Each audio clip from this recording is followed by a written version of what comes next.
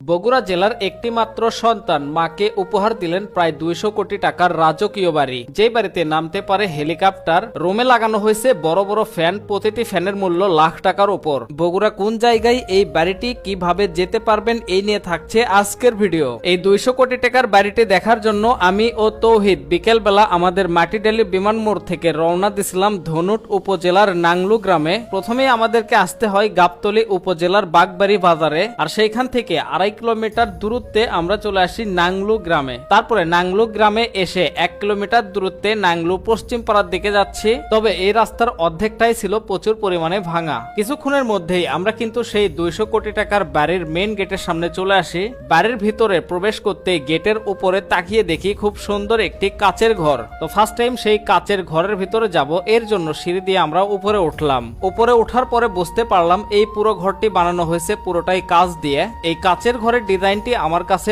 অনেক বেশি ভালো লেগেছে। আপনার কাছে কেমন লেগেছে তা অবশ্যই কমেন্ট করে জানাবেন। কাচের ঘর দেখা শেষ করে এবারে আমরা যাচ্ছি সেই 200 কোটি টাকার বাড়ির দিকে। এই বাড়ির দ্বিতীয় তলায় ওঠার সময় একটা জিনিস খেয়াল করলাম, নেই কোনো দুই পাশের সিঁড়ি। তবে এই কাজটি করা হয়েছে মূলত কার কিংবা মাইক্রো উপরে ওঠানোর জন্য। এই বাড়িটির আসল মালিকের নাম হলো সারোয়ার, যিনি মূলত একজন প্রবাসী। তার মায়ের খুব স্বপ্ন ছিল তাদের গ্রামে খুব সুন্দর একটি তাদের বাড়ি হবে, সেই স্বপ্নটাকে সত্যি করতে পেরেছেন সারোয়ার।